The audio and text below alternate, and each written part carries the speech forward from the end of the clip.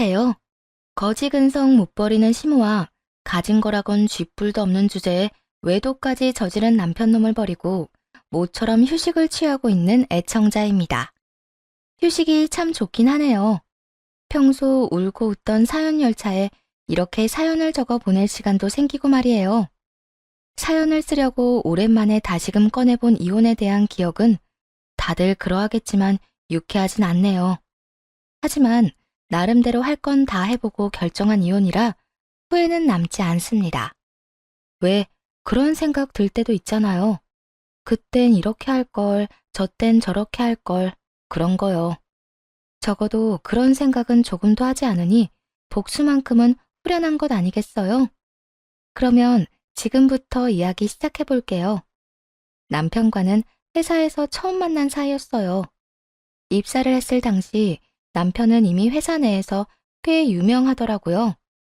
동기 중에서도 단연 눈에 띄는 능력과 외모였고 서글서글한 성격에 늘 웃고 다니는 연애하고 싶은 남자. 그 남자가 바로 제 남편이었네요. 그렇게 소문난 남자의 일을 돕기 시작하면서 인연은 시작되었어요. 선배들의 잡일을 도우며 일을 배우는 것이 신입사원들의 첫 번째 업무였는데 남편과 한 팀이 되었거든요. 그렇게 인기 많던 남편과 가까워졌고 자연스럽게 연애를 하고 결혼까지 하게 되었습니다. 남편의 부잣집 도련님인 것 같은 겉모습과는 달리 시댁은 부유한 편은 아니었어요. 시부가 돌아가시면서 시모는 혼자 셨나 보더라고요. 남편의 말론 시부가 돌아가시며 남편에 대한 의존도가 높아졌다고 하더라고요. 결혼식을 올리고 신혼여행에 간 첫날 남편이 말해준 내용이었죠. 저기, 여보, 우리 엄마 있잖아. 응, 어머님이 왜? 예전엔 그렇지 않았는데 아버지 돌아가시고 난 후론 날 의지하고 사셨어. 나도 엄마 많이 챙겼고 결혼하고 나서도 딱 선 긋고 살고 싶진 않아. 그래서 말인데 내가 엄마를 좀 챙겨도 될까? 막 우리 가정 내팽개치면서 챙긴다는 게 아니라 적당한 선에서 엄마가 너무 외롭지 않을 만큼은 좀 챙기고 싶어. 저에게 챙기라는 것도 아니고 본인이 챙기겠단 말을 지나치게 눈치를 보며 말하더라고요. 그런 모습에 마음이 좋지 않았고 흔쾌히 알았다고 했죠. 그럼 나한테 어머님 챙기라는 것도 아니고 당신이 챙기겠다는데 내가 뭐라고 그래. 그리고 나도 결혼해서도 결혼하기 전처럼 우리 집 챙길 거야. 그러니까 당신도 적당한 선에서 어머님 챙겨드려. 대신 당신 말대로 무조건 1순위는 우리 가정인 거다. 가정에 피해를 주면서까지 어머님 챙기는 건 안 돼. 알겠지?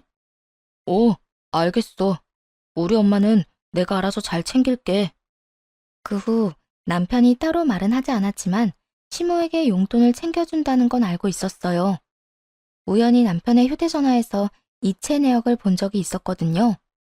생활 능력도 없는 시모에게 생활비 정도는 줄 수 있다고 생각했고 굳이 그런 걸로 입을 떼고 싶진 않아 모른 척 했고요. 저희 둘 다 대기업에 다니고 있어 생활이 어려운 것도 아니었고 그런 문제로 말이 나오기 시작하면 너무나도 치사해질 것 같았거든요. 그런데 생활비를 받았던 시모는 한술 더 떠 이사를 하고 싶다고 졸라대기 시작하더라고요. 아들, 엄마 집 옮기고 싶어. 어? 집은 갑자기 왜? 지금 사는 곳에서 잘 살았잖아. 잘 살기는 하는 수 없이 산 거지 뭐. 지금 사는 집은 너무 좁기도 좁고 낡아서 서글프단 말이야. 시모는 남편의 팔을 붙들고 흔들며 조르기 시작했고 그런 상황이 잘 이해가 되지 않더라고요. 시모가 살고 있던 집은 남편과 함께 살던 집으로 두 사람이 살아도 충분한 집이었는데 말이죠. 남편도 없는데 왜 갑자기 좁다고 하는 것인지 이상했어요. 거기에다 이사를 하고 싶다고 그냥 할 수 있는 것도 아니잖아요. 이사 비용부터 시작해서 집 마련하는 돈까지 한두 푼이 아닐 텐데 무조건 옮기고 싶다고 우기는 시모의 행동이 제 상식으로는 이해가 되지 않는 것이 당연했죠. 너무 갑작스럽긴 하네. 이사하는데 돈이 한두 푼 드는 것도 아니고. 조금만 생각해보자. 둘 다 대기업식이나 다니면서 엄마 집 옮겨줄 돈도 없는 거야? 엄마가 이제 살면 얼마나 산다고 엄마한테 돈을 아껴. 아끼는 게 아니라 너무 큰 돈이니까 그렇지. 일단 생각 좀 해보고 말해줄게. 조금만 기다려. 그래도 단박에 알겠다고 하지 않고 시간을 끄는 남편을 보며 안도했는데 시모가 돌아간 후 이렇게 말을 꺼내더라고요. 나 엄마 집 이사해주고 싶어. 뭐? 이사? 어, 아까 엄마 하는 말 들었잖아. 너무 좁기도 하고 낡았다는 말. 멀쩡한 집이 갑자기 좁아지기라도 했어? 집안에서 공사판이라도 버리셨대? 그렇지 않고서야 나하고 결혼하기 전까진 당신이랑 같이 잘 살던 그 깨끗한 집이 뭐가 좁고 낡았다는 거야. 우리 집 보다 보니까 그렇게 느껴지시겠지. 사실 나 마음에 계속 걸렸어. 우리는 신축 아파트에 살면서 우리 엄마는 오래된 주택에 사는 거 말이야. 아, 나도 당신 마음 모르는 건 아닌데 돈은 어떻게 하게. 우리 아무리 좋은 회사 다녀도 그 정도 능력은 없어. 우리 있던 돈은 이 집 마련하는 데 다 썼고 대출까지 받아서 그거 갚아나가는 것도 사실 부담이 있는 상황이잖아. 그런데 지금 이 상황에 어머니 집까지 옮겨드리자고? 옮긴다는 게 월세나 전세도 아닐 테고 타들이자는 말이잖아. 안 돼. 난 반대야. 웬만하면 당신 허락 받고 싶었는데 그렇게까지 완고하다니 안 되겠다. 난 무조건 엄마 집 옮겨줄 거야. 돈이 문제라고? 모자라는 건 대출 받으면 되고 그 빚도 내가 알아서 할 테니까 당신은 신경 쓰지 마. 그러면 됐지? 우리 가정이 무조건 우선이며 피해가 가지 않겠다고 손가락 걸고 했던 약속은 까맣게 잊은 듯 하더군요. 무조건을 강조하며 한치의 물러섬이 없더라고요. 남편과는 결국 시모의 집 문제로 다투게 되었고 저는 저대로 남편은 남편대로 기분만 상한 채 결론은 나지 않았죠. 그렇게 숨막히는 대치가 계속되고 있는데 시모가 또 집으로 찾아왔어요. 그날따라 남편은 약속이 있어 집에 없었고 혼자 시모를 맞이하게 되었네요. 혼자 있니? 우리 아들은 친구들이랑 약속 있다고 오늘 늦는다고 했어요. 어머님은 이 시간에 무슨 일이세요? 그게 집은 어떻게 됐나 해서 우리 아들이 원래 기다리라고 하면 금방 들어준다는 말인데 이번엔 연락이 없어서 와봤다. 그런데 우리 아들이 없네. 너 뭐 들은 이야기 없니? 우리 아들이 집 알아보고 있대. 몇 평 정도 알아보고 있다니. 30평은 되겠지? 30평 아파트 가격이 옆집 개 이름도 아니고 참 쉽게도 이야기하더라고요. 생활 능력이 없는 시모는 시세 개념조차 없는 듯 했죠. 물론 염치도요. 웬만하면 시모와 직접적으로 부딪히고 싶지 않았기에 아무 말 하지 않으려고 했는데 도저히 가만히 있을 수 없게 만들더군요. 어머님, 30평대 아파트까지 마련할 능력 안 돼요, 저희.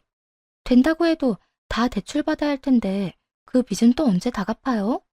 저희도 생활을 하고 살아야죠. 내가 언제 너한텐 집 해달라고 했니? 왜 네가 나서서 이 난리야? 난 너 말고 우리 아들한테 해달라고 했어.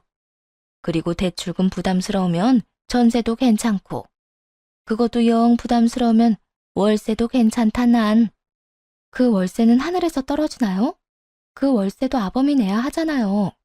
월세에 용돈에 생활비에. 그렇게 되면 아범이 버는 돈 거의 다 어머님 밑으로 들어가야 한다고요. 그게 왜? 네 돈은 아니잖니? 네 돈 쓰라는 것도 아닌데 아까부터 왜 네가 화를 내?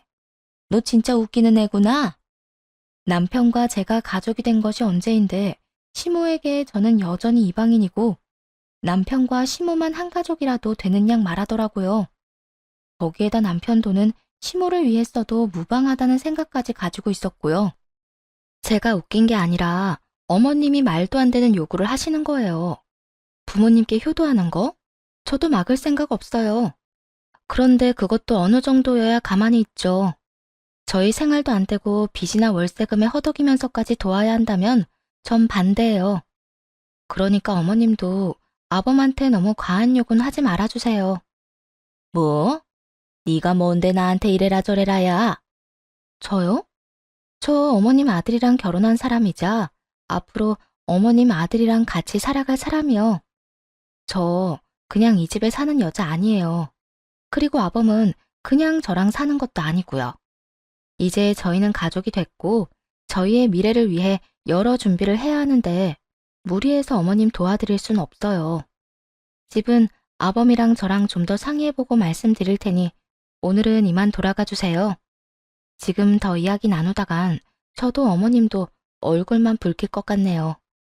남편이 올 때까지 못 간다고 우길 거라 생각했는데 시모는 웬일인지 조용히 집으로 돌아가더라고요. 그리고 남편에게 연락이 왔어요. 시모에게 연락이 왔는데 많이 울고 있더라며 아무래도 시댁에 가서 이야기를 들어보고 자고 와야 할 것 같다고요. 그날 얼마나 웃었나 모릅니다. 시모 하는 짓거리가 너무나도 유치해서 말이에요. 다음날 집으로 돌아온 남편은 아무 말도 하지 않더라고요. 눈치를 보아하니 30평 이야기를 들은 듯 했는데 그건 본인이 생각해도 아니란 생각을 한 모양이었어요. 왜 안 그렇겠어요?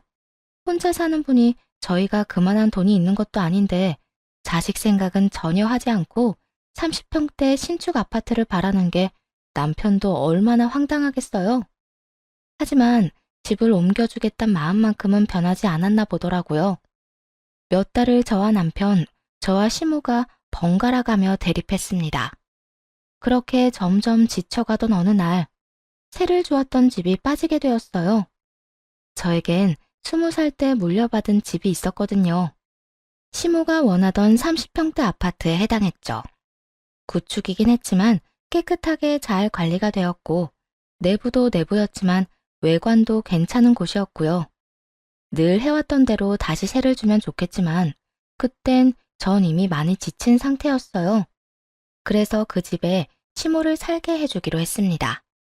단, 제 명의의 집이란 걸 숨기고서 말이에요. 어머님, 땡땡동의 땡땡땡 아파트 아시죠? 응, 아는데 왜? 거기로 얻어줄 거니? 거기도 꽤 하는 걸로 아는데. 말씀드렸다시피 사는 건 안 되고 월세 주고 들어가서 사는 건 될 것 같아요. 어머님 원하시던 30평대이고 집도 깨끗이 관리해서 괜찮다고 하더라고요. 제가 아는 분 집인데 사정 이야기했더니 싸게 준다고 들어와서 살라고 하셔서요. 계약 기간이 없는 대신 그쪽에서 나가라고 하면 바로 나가는 조건인데 괜찮으세요? 거기 좋다고들 이야긴 듣긴 들었지만 구축이지 않니? 난 신축에서 살고 싶은데. 아, 그러세요? 그러면 하는 수 없죠. 안 된다고 할게요. 부동산에서 계약 만기된 거 알고 다른 세입자 소개해준다고 난리라며 안 들어갈 거면 빨리 말해달라고 했거든요. 능청스럽게 거짓말을 하며 휴대전화를 꺼내들었고 시모는 다급하게 제 손을 막더군요. 쟤 잠깐만. 너 무슨 애가 그렇게 성격이 급하니? 내가 언제 싫다고 했어? 그냥 신축이 좋긴 하지만 그 정도 조건이면 나도 그렇고 우리 아들도 부담이 없겠다. 이 말을 하려고 했어, 얘. 그러셨어요? 전 또 구축이라 싫다는 말인 줄 알았네요. 사람 말은 끝까지 들어야지. 그러면 언제 이사하면 되니? 난 하루라도 빨리 가고 싶은데. 바로 이사하시면 돼요. 전 세입자가 나가면서 청소업체까지 불렀다고 하니까 바로 들어가셔서 사시면 돼요. 시모는 실룩이는 입꼬리를 애써 감추며 알겠다고 하더군요. 그로써 그 지긋지긋하던 집전쟁도 끝이 나며 남편도 고맙다는 말을 전해오더라고요. 고마워, 신경 써줘서. 아, 어찌되었든 잘 해결됐으니까 이번 일은 그냥 넘어가는데 다음엔 이런 일 만들지 마. 당신 나하고 약속했잖아. 가정에 절대 피해주지 않는 선까지 돕기로 말이야. 그런데 이번 일은 피해를 주고도 남는 일이었어. 당신도 그 사실을 알면서도 끝까지 우겼고 나 진짜 말은 못했지만 섭섭하기도 하고 이러려고 결혼했나 싶기도 했다고. 미안해. 나도 무리라는 건 아는데 엄마가 불쌍하기도 하고 좋은 집에 살게 해주고 싶기도 해서 그랬어. 앞으로는 내가 진짜 잘할게. 남편과 전 극적으로 화해를 하게 되었고 그렇게 다시 평화로운 생활이 시작될 거라 믿었습니다. 그런데 양심도 없는 시무는 아파트에 살게 해줬더니 이젠 집이 넓어 청소를 하기 힘들다며 저를 불러대기 시작하더군요. 너 주말에 우리 집에 와서 청소 좀 해라. 네? 청소요? 그래. 좁은 집에 살다가 넓은 집에 사니까 청소하느라 힘들어 죽겠다. 앞으로 주말마다 와서 청소 좀 해주고 가. 알겠지? 그러면 쉬려무나. 끊는다. 순간 정신이 아득하더라고요. 이건 뭐 물에 빠진 거 구해줬더니 보따리 내놓으란 것도 아니고 집 구해줬더니 청소를 하라뇨. 뭐야? 왜 그래? 엄마 아니야? 맞아, 어머님. 진짜 대단하시다. 왜? 뭐라는데? 집이 좁아서 이사시켜달라더니 이번엔 집이 넓어서 청소를 못하겠다네. 주말마다 와서 청소하래. 어머님은 힘들어서 못하겠다고. 저는 시모의 요구가 너무나도 황당한데 남편은 덤덤한 목소리로 이렇게 말하더군요. 청소? 가서 좀 해줘. 힘든 일도 아니고. 어이없는 시모의 당당한 청소 요구보다 남편의 이 말이 더 화가 나더라고요.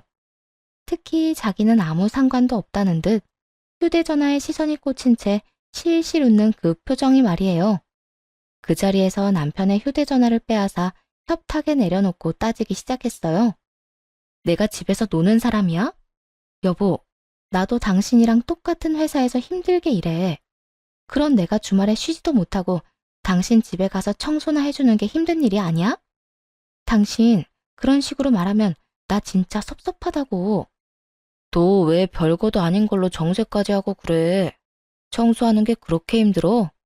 그냥 엄마 얼굴도 볼 겸 겸사겸사 간 김에 청소 좀 해주고 오면 되는 거잖아.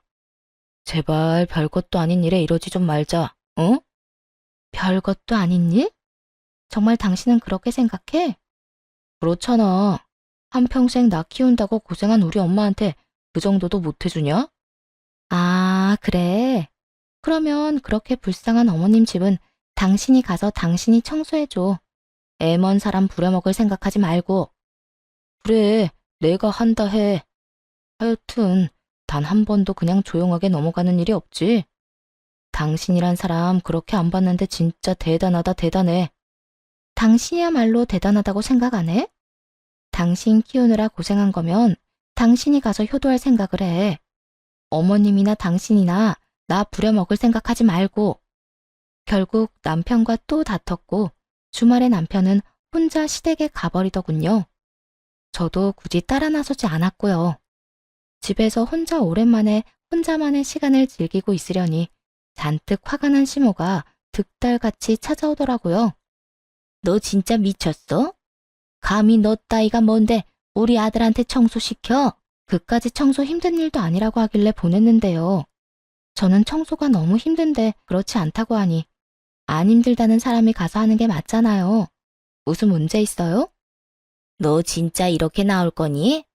무슨 애가 이렇게까지 되바라진 거야? 어머님, 저는 어머님이 저한테 뭐라고 하든 주말마다 어머님 집에 가서 시녀짓 할 생각 전혀 없어요. 그러니까 괜히 혈압 높이지 말고 그렇게 귀한 아들 손에 걸레질 시키기 싫으면 직접 다 하세요. 그러면 되지 않겠어요? 야, 너 진짜 시어미가 시어미로 안 보이는 거야? 어떻게 시어미가 뭐라고 하는데 눈 하나 깜빡하질 않아? 제가 뭘 잘못이라도 해야 어머님이 혼내시면 겁이라도 내죠. 전 잘못한 게 하나도 없고 그런 저한테 어머님은 그저 화를 내고 이런 상황에서 제가 왜 무서워해야 해요? 그래, 너 아주 잘났다 잘났어. 내가 며느리를 들인 게 아니라 며느리를 모신 거였네. 들였든 모셨든 알아서 생각하시고 다신 저한테 그런 거 시키지 마세요.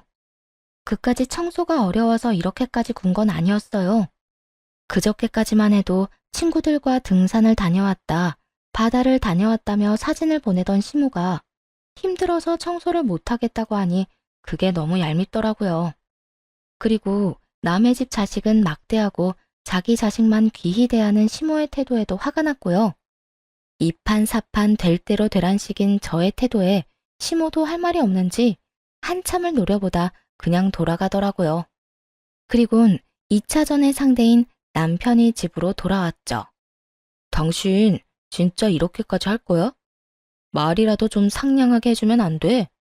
도대체 무슨 말을 어떻게 했길래 당신 버릇없다면서 엄마가 대성통곡을 해? 난 잘못한 거 없어. 그리고 나도 울고 싶거든? 당신은 어떻게 매번 어머님 편만 그렇게 들어? 단 한 번이라도 내 입장에서 생각해서 봐주면 안 돼? 나도 어머님이랑 잘 지내고 싶어. 엄마 딸 같은 고부 사이는 아니더라도 적어도 만나면 반갑다고 웃으며 지내고 싶다고. 그런데 매번 어머님이 말도 안 되는 요구를 해오는데 어떻게 웃으면서 대할 수가 있겠어? 그냥 엄마가 뭐라고 하든 네 하고 대답만이라도 하면 되잖아. 일단 알겠다 하고 적당히 장단 좀 맞춰주는 게 힘들어? 장단만 맞춰주면 끝날 일이 아니잖아. 매주 연락이 올 거고 왜 안 오냐고 닥달할 거고 올 때까지 연락해 올 게 뻔한데 어떻게 알겠다고 해. 당신은 당신 엄마를 그렇게 몰라? 이번에도 봐봐. 당신이 가서 청소하는 건 절대 두고 못 본다면서 나는 괜찮다고 하는 그 심보가 정상적이라고 생각해? 여보, 자기 집 자식이 귀하면 남의 집 자식도 귀히 대해야 하는 법이야. 그런데 어머님은 당신만 귀하고 난 막대해도 되는 사람 취급하잖아. 원인이 어떻게 됐든 이번엔 당신이 심했으니까 당신이 빌어. 가서 똑같이 대성통곡을 하면서 빌든 무릎을 꿇고 빌든 어떻게 해서든 우리 엄마 마음 당신이 풀어내란 말이야. 가서 빌기는커녕 한동안 어머님 보고 싶지도 않거든? 그러니까 나한테 그런 기대 하지도 마. 걷잡을 수 없다. 남편과 제 사이를 설명하기에 딱 맞는 문장이었어요. 이날 이후 남편과의 사이는 걷잡을 수 없이 멀어져만 갔고 이혼에 대해 진지하게 생각하게 되었습니다. 무엇보다 화났던 건 시댁엔 그렇게나 아낌없이 주는 나무면서 친정엔 해야 할 것도 하지 않는다는 것이었어요. 부모님의 생신 때 용돈 봉투 한 번 드리기는커녕 밥 한 끼 대접한 적도 없었으니까요. 이혼하던 그 해에도 마찬가지였죠. 엄마의 생신이었는데 하는 수 없이 참석만 한다는 태도로 입은 꾹 다물고 밥만 먹고 가더라고요. 엄마가 말을 걸어도 건성건성 대답만 하고 말이에요. 그래서 한 소리 하니 뭐라고 하는 줄 아세요? 당신 집은 당신이, 우리 집은 내가 챙기는 게 당연한 거 아니야? 참석한 것만 해도 고맙게 생각해. 생각 같아선 참석도 안 하고 싶었으니까. 그리고 내가 대답 다 해드렸잖아. 밥 먹고 있는데 말 건다고 입에 있는 음식 다 뱉어내고 막 웃으면서 대답해야 해? 별것도 아닌 걸로 시비 좀 걸지 마. 그렇지 않아도 피곤해 죽겠는데. 이러더라고요. 참 기가 막혀서. 이날 이후론 남편과 속 깊은 대화를 나누는 것도 포기해버렸고 다 내려놓으니 싸울 일이 없더군요. 아예 대화라는 것이 없었으니까요. 그렇게 결혼 생활이 이혼과 점점 더 가까워지던 어느 날, 시모가 집으로 찾아왔어요. 당시에 사이가 좋지 않았던 터라 볼 일이 있는 것이 아니면 찾아오는 일이 없었는데 아무 날도 아닌데 불쑥 찾아왔더라고요. 나 이번에 친구들이랑 여행 좀 가려고 하는데 500만 원만 좀 내놓거라. 해외여행 가는데 나만 빠질 수는 없지 않니? 며느리가 무슨 돈 나오는 ATM 기기도 아니고 이건 또 무슨 경우인가 싶었네요. 태도는 또 얼마나 뻔뻔하고 당당한지 기가 다 막히더라고요. 어머님, 소식 못 들었나 본데 저희 각자 집은 각자 알아서 챙기기로 했어요. 그러니까 그 500만 원은 어머님 아들한테 가서 달라고 하세요. 방금 친구 만나러 간다고 나갔으니 전화해보세요. 돈 달라고. 우리 아들이 돈이 어디 있어? 매달 내 생활비 주고 용돈도 따로 주느라 힘들 텐데. 그렇지 않아도 힘든 우리 아들 부담 주기 싫으니까 네가 줘 그냥. 이런 뻔뻔함은 참 한결같더라고요. 이렇게 한결같기도 힘들 텐데 참 대단하단 생각마저 들더군요. 저도 없어요, 돈. 제가 부모님이 없는 것도 아니고 저도 부모님께 용돈 드리고 있거든요. 그래서 주고 싶어도 드릴 돈이 없어요. 넌 시집 온 애가 왜 친정을 챙기니? 그건 말도 안 되는 거야. 당장 가서 이때껏 친정에 준 돈 다 받아오거라. 얼른! 시모는 얼른 가서 돈을 받아오라며 저의 등을 떠밀었고, 저는 이런 시모와 신랑이 할 힘도 없더라고요. 해봤자 늘 똑같은 결말인데 굳이 그러고 싶지도 않았고요.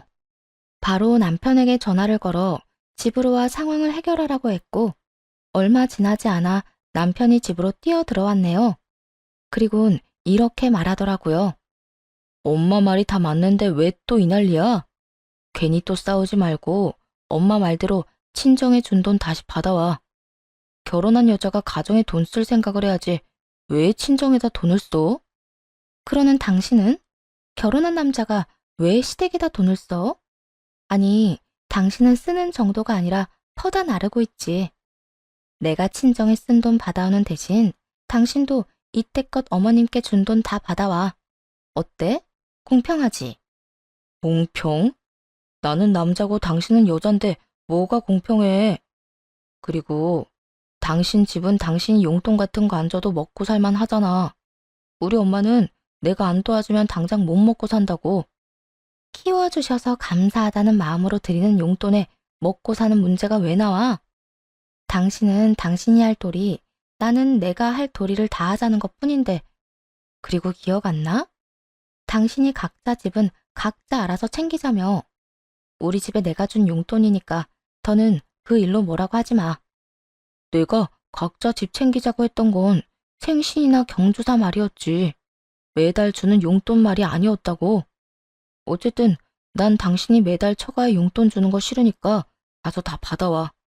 이쯤 되니 그냥 남편 놈과 말도 섞기 싫더라고요. 말을 더 해봤자 통할 것 같지도 않았고요. 그래서 더는 대꾸도 하지 않고 두 사람 다 등을 떠밀어 내쫓아 버렸네요. 남편 역시 제 꼴이 보기 싫었는지 시무를 데리고 순순히 쫓겨나 주더라고요. 그날 이후 남편은 시댁에서 지내게 되었고, 그 상황에 맞물려 제 귀에 이상한 소문이 들리기 시작했어요. 남편이 회사에서 남편의 동기와 지나치게 가까이 지낸다는 소문 말이에요. 정연아, 네 남편 정유선 선배랑 유난히 가깝게 지내던데? 너 알고 있어?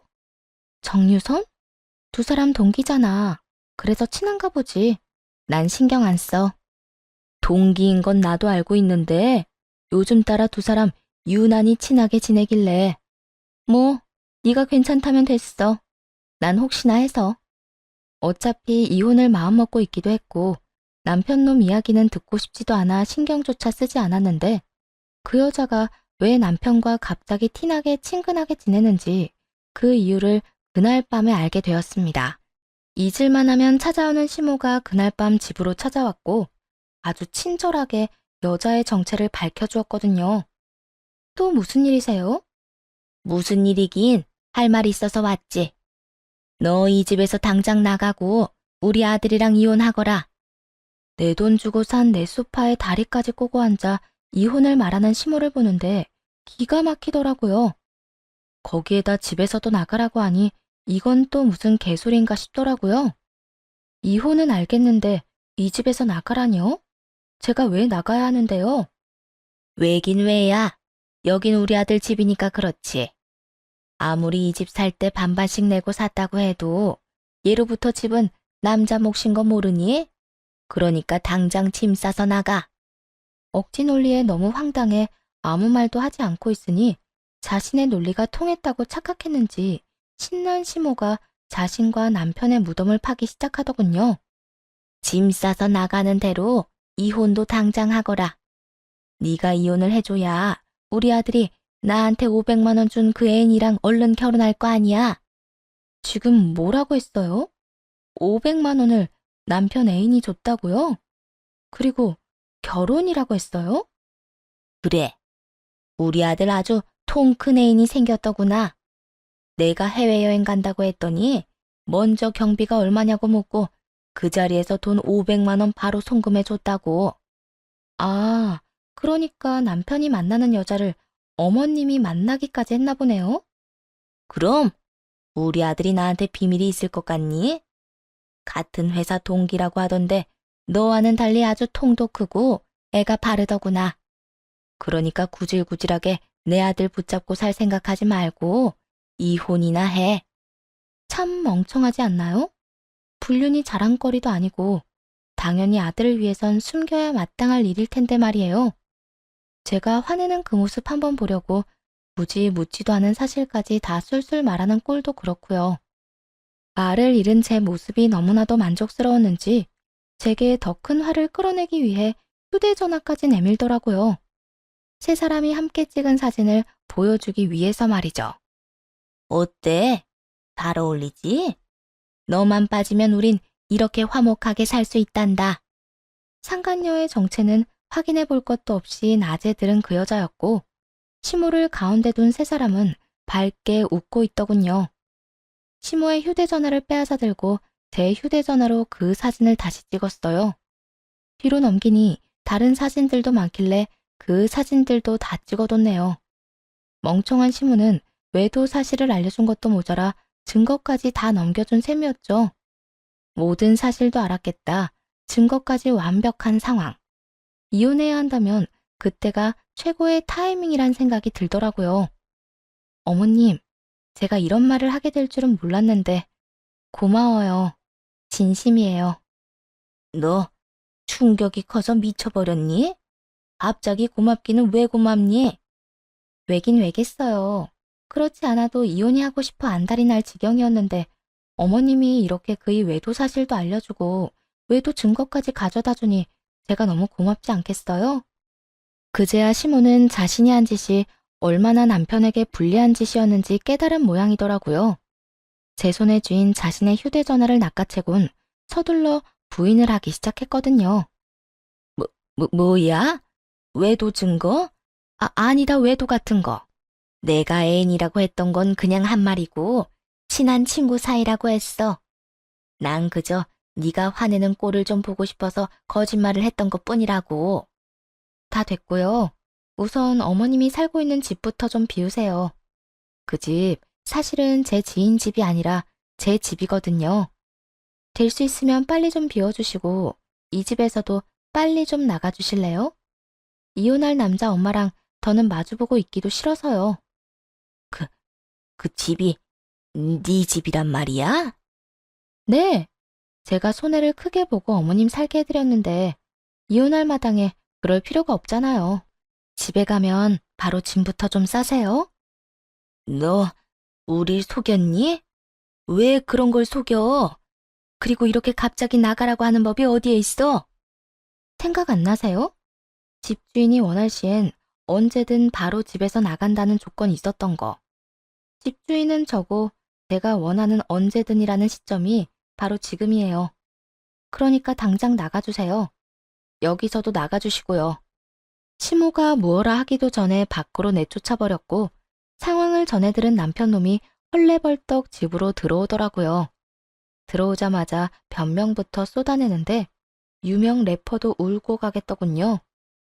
여보, 엄마가 당신한테 헛소리했다고 하던데 그거 다 사실 아니야. 엄마가 다 거짓말한 거야. 나 믿지? 넌 이걸 보고도 그런 말이 나오니? 네 엄마가 이런 사진을 아주 많이도 남겨놨더라. 휴대전화에 남긴 증거들을 보여주었고 남편은 그나마 덜 멍청한 것인지 합성이란 말 같지도 않은 변명은 하지 않더라고요. 하나마나한 변명을 하는 대신 남편이 선택한 건 손이 발이 되게 비는 짓이었어요. 여보, 내가 잘못했어. 내가 진짜 미쳤었나 봐. 당신이랑 매일같이 싸우기만 하고 나도 너무 외롭고 그래서 그냥 홧김에 잠시 만난 것뿐이야. 다른 감정 같은 건 전혀 없었다고. 어쩜 바람 피운 것들은 변명도 그 모양인지 모르겠다. 그 머리, 그 말재주로 어떻게 바람을 피웠니? 그것도 능력이다 진짜. 내 성격 알지? 당신이 지금 와서 뭐라고 하든 난 무조건 이혼할 거야. 실수 한 번 한 거 가지고 이혼은 무슨 이혼이야? 나 그 여자랑 그렇게 깊은 관계 아니라니까? 그렇게 깊은 관계가 아닌데 그 여자는 어머님한테 돈 500만 원을 해주고 어머님은 나한테 와서 너하고 빨리 이혼하라고 했을까? 그건 그 여자가 우리 엄마한테 잘 보이려고 그랬던 거야. 난 아무 상관도 없어. 상관이 없긴 왜 없어. 애초에 당신이 어머님을 보여줬으니까 돈이 오갈 상황도 오고 사진도 같이 찍을 수 있었지 않겠니? 변명을 하려거든 좀 제대로 해. 생각도 하고 말이야. 여보, 진짜 다른 건 다 몰라도 나 당신이랑 이혼하고 싶지 않은 건 진심이야. 그러니까 나 좀 용서해줘. 당신 진심 같은 건 필요 없어. 난 무조건 이혼할 거고 내 생각엔 변함없으니까. 그러니까 여기서 이러지 말고 네 애인이랑 앞으로 어떻게 난관을 헤쳐나갈지 그거나 상의해. 시모와 마찬가지로 남편도 그렇게 내쫓아 버렸습니다. 그리고 기대로 가득 찬 다음 날이 되었어요. 출근을 하자마자 상간녀의 부서로 찾아가 상간녀의 머리채를 사뿐하게 잡아주었죠. 너 미쳤어? 이게 무슨 짓이야? 이거 못 나? 못 나. 너 내 남편이랑 바람 피웠다며? 좋았니? 좋았어? 한 회사의 마누라가 이렇게 두 눈 똑바로 뜨고 있는데 남의 남편이랑 만나니까 행복했냐고. 그러게, 남편 관리 좀 잘하지 그랬어. 오죽했으면 한 회사에 마누라가 있는데 다른 여자를 만났을까? 그러게, 내가 잘못했네. 그런데 나보단 네 잘못이 더 크지 않겠어? 그러니까 너 오늘 나한테 좀 혼나자. 온 힘을 다해 상간녀를 휘둘렀고 상간녀는 속수무책으로 저에게 끌려다녔네요. 그렇게 한참 상간녀와 다투고 있는데 남편 놈이 달려오더라고요. 여보, 회사에서 이게 무슨 짓이야? 달려온 남편은 바로 상간녀에게서 저를 떨어뜨리고 상간녀 앞을 막아서더라고요. 이렇게 보니 잘 어울리네. 아주 천생연분이야. 여보, 여기서 이러지 말고 나가서 이야기하자. 여기 회사야, 회사. 우리는 둘째치고 당신도 이런 식으로 굴면 징계감이라고. 고양이 쥐 생각하고 있네.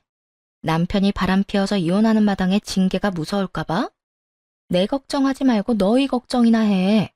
내가 너는 불륜남, 너는 상간녀 딱지 제대로 붙여줄 테니까. 그만하자. 나도 질린다 질려. 당신이 이러니까 내가 바람을 피운 거야. 알아? 내가 이렇게까지 된 건 당신이랑 당신 엄마 때문인데 그건 알아? 어쨌든 이혼 소장 날아갈 거고 날짜 맞춰서 오기나 해. 당신 엄마가 이혼 빨리 하라고 성하던데 이번에야말로 엄마 말 좀 잘 듣고 이혼이나 빨리 하자. 그래, 이혼하자. 그런데 당신 재산 나눌 준비도 하고 있지? 들어보니까 우리 엄마 사는 그 집 당신 거라며? 우리 이혼하면 그 집도 포함해서 재산 분할해야 하는 건 알고 있지? 넌 진짜 그런 상식으로 어떻게 이 회사에 들어왔는지 정말 의문이다. 재산 분할 이야기하고 있는데 왜 상식 이야기는 꺼내고 난리야? 두고 보면 알 거야. 재산 분할이랑 상식이랑 무슨 연관관계가 있는지 말이야. 어쨌든 법원에서 보자. 남편은 끝까지 헛소리를 해대더군요. 재산 분할이라니 아주 원대한 꿈 아닌가요? 어쨌든 불륜 소식은 입에서 입을 타고 온 회사에 퍼져버렸고 소란을 피운 저는 징계, 두 사람은 회사에서 잘리게 되었습니다. 그 후 남편과 상간녀, 시모에게까지 소송을 걸었고 위자료를 싹 받아내고 이혼하게 되었어요. 물론 결혼 전 물려받은 재산에 대해 분할이 가능할 리도 없었고요. 전 남편은 그런 법이 어디 있냐고 고함을 지르며 난동을 피웠지만 힘만 빼는 짓거리였죠. 그 후 얼마 지나지 않아 두 사람이 결혼식은 생략하고 살림만 합쳐 살기 시작했다는 소식이 들려오더라고요. 물론 오갈 데 없는 전 시모도 함께 산다고 했어요. 따로 산 저도 그렇게나 시달렸는데 함께 산다고 하니 얼마나 버틸까 기대마저 되는 상황이었죠. 아니나 다를까 3개월도 지나지 않은 어느 날 상간녀에게 전화가 오더라고요. 너 이딴 집안인 거 알고 저 인간 나한테 떠넘긴 거지? 그런 거지? 상간녀의 목소리는 분노로 가득했는데 굳이 묻지 않아도 상황을 알겠더라고요. 어찌나 웃음이 나오는지 그제야 통쾌한 기분이었어요. 왜? 생각보다 많이 힘든가 봐? 생각보다 힘들어? 이건 그냥 미친 집안이잖아. 벌어오는 돈 한 푼 없으면서 이것저것 바라기만 하는 시어머니에다가 그런 시어머니가 불쌍하다고 다 해주는 남편. 이딴 집구석이었으면 진작 말을 해줬어야지. 내가 왜? 나한테 남편 관리 똑바로 못해서 바람났다는 여자한테 내가 미쳤다고 그딴 말을 해주겠어? 아무리 그래도 이딴 집안이었으면 언질이라도 해줬어야지. 너 때문에 내 꼴이 어떤 줄이나 알아? 상간녀 딱지도 모자라서 이혼녀 딱지까지 붙이게 생겼다고. 이게 진짜 정신을 놔버렸나? 어디서 상간녀 주제에 남 탓을 하고 있어? 내가 내 남편이라고 만나달라고 빌었니? 울고 불고 매달리기라도 했어? 네가 좋아서 만나놓고 이제 와서 왜 내 탓이야? 그러게. 멍청하게 남이 버리려는 쓰레기는 주워가라고 했어? 남이 버리려는 쓰레기를 주워가려고 했어? 뭐야? 너 지금 불난 집에 부채질하니? 하긴 내가 데리고 살 때는 대기업 다니기라도 했지. 지금은 쥐뿔도 없는 놈에다가 그 빈대 같은 그 아줌마까지 데리고 살아야 하니 넌 진짜 짜증나긴 하겠다. 그런데 어쩌겠어. 네 말대로 이혼녀 딱지까지 붙이기 싫으면 그냥 참고 사는 수밖에. 잘 데리고 살아봐봐. 살다 보면 철도 들고 네 인생에 도움이 되는 날이 오긴 오겠지. 그게 언제가 될지는 모르겠지만 말이야. 이 말에 약이 오를 대로 오른 상간녀는 욕을 하며 소리를 질렀지만 그대로 전화를 끊어버리고 차단을 해버렸네요. 가치도 없는 인간한테 같이 욕을 해봤자 뭐 하겠어요? 제 입만 더러워지지. 그리고 또 3개월 뒤 이번엔 전 남편이 찾아오더라고요. 급하긴 급했는지 회사 앞으로 찾아왔었는데 거짓골을 보아하니 상간녀와도 헤어진 모양이더라고요. 여보, 잘 지냈어? 보면 몰라? 잘 지내잖아. 그러는 당신 꼴은 그게 뭐야? 나? 아, 나 요즘 많이 힘들어. 그 여자랑 헤어지고 엄마랑 오갈 데도 없이 지내고 있어.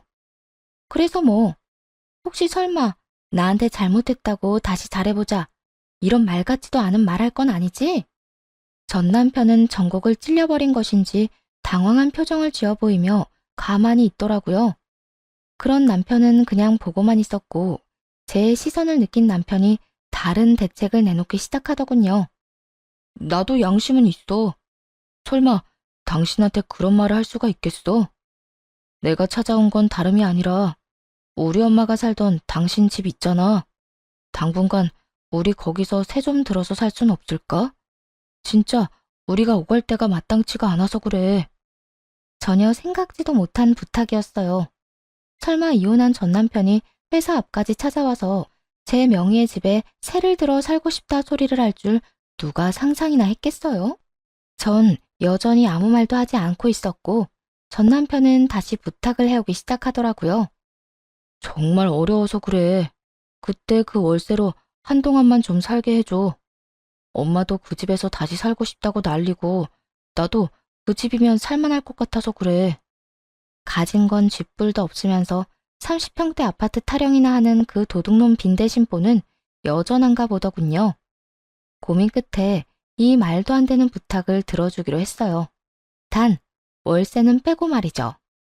그때 그 말도 안 되는 월세로 사는 건 말도 안 되지. 이젠 우리 가족도 뭣도 아니잖아? 그래도 그간의 정이 있으니까 달에 150만 원만 내고 지내. 당신도 알겠지만 시세 대비 저렴하게 해주는 거야. 뭐? 150만 원? 아, 나 지금 직장도 없어서 하루살이 신세인데 그 돈을 어떻게 마련해? 거기에다 내가 혼자도 아니고 엄마도 책임져야 하는 상황인 거 잘 알잖아. 그건 내 사정이 아니라 당신 사정이지.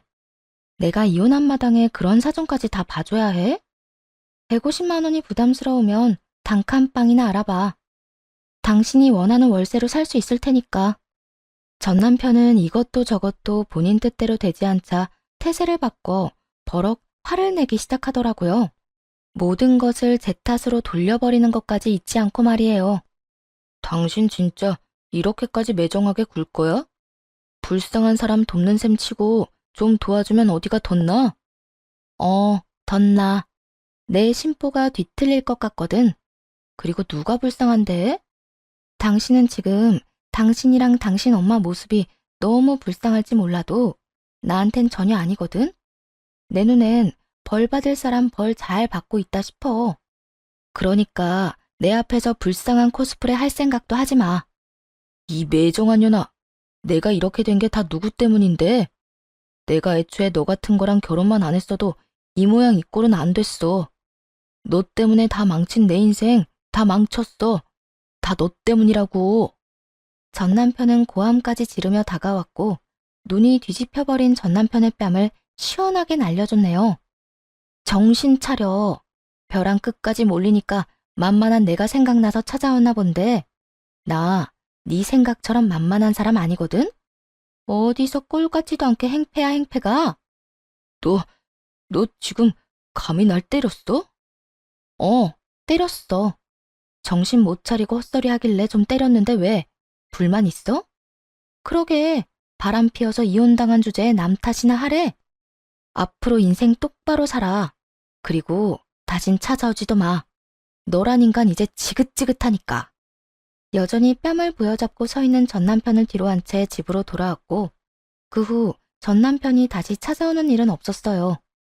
돈 500만 원이 뭐라고 거의 공짜로 살던 아파트도 날려버리고 그 김에 아들 인생까지 날려버린 시모를 생각하면 아직도 가끔 웃음이 나오곤 하더군요. 비웃음 말이에요. 그 덕에 이혼을 성공적으로 하게 되었으니 감사한 일이기도 하지만요.